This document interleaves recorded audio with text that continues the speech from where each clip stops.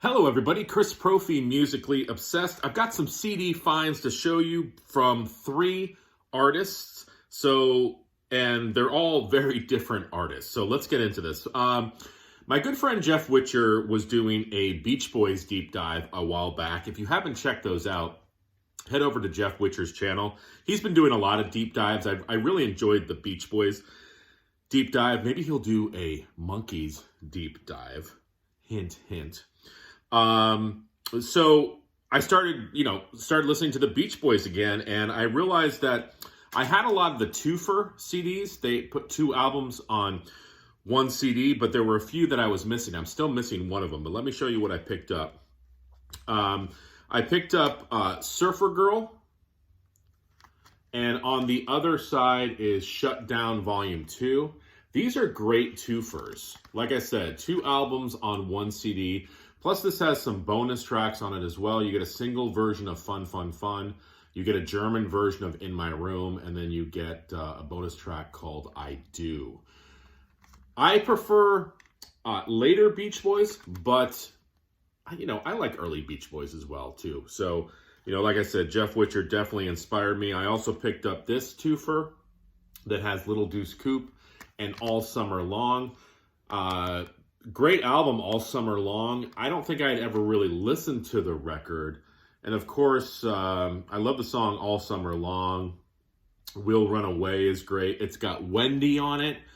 And I told Jeff that the Descendants, the punk band, the Descendants, do a great version of Wendy. So I told him he should check that out. So again, there's another, twofer. Some of these are out of print, but you can still get them, and they're a great deal. The liner notes are amazing in these CDs. So, again, thank you to Jeff. Now, next, Danzig. Funny thing about this CD, I had it a while back, and then I sold it because I'm like, I don't need it. And I was like, you know what, let me make, I don't know, 20 bucks or whatever it was. And then, like a lot of other times, I ended up missing it. So I bought it again. Have you guys ever done that? Like you don't think you want something, so you sell it to make a few bucks. And then like a while later, you're like, I shouldn't have sold that. And then you buy it. I've actually gone to the record store and bought something that I brought to the record store. How freaking crazy is that? But this is a single. I believe it's a radio promo for,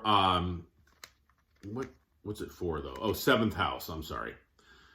Which, this Seventh House originally appeared on Black Acid Devil, which is sort of like Danzig does 9 Inch Nails. Great song, but it's also got Hand of Doom on it. Yeah, the Black Sabbath tune, and Hint of Her Blood. So a single, hard to find. That's why I don't know why I got rid of it in the past, but I picked it up. I love the cover too. So there's that.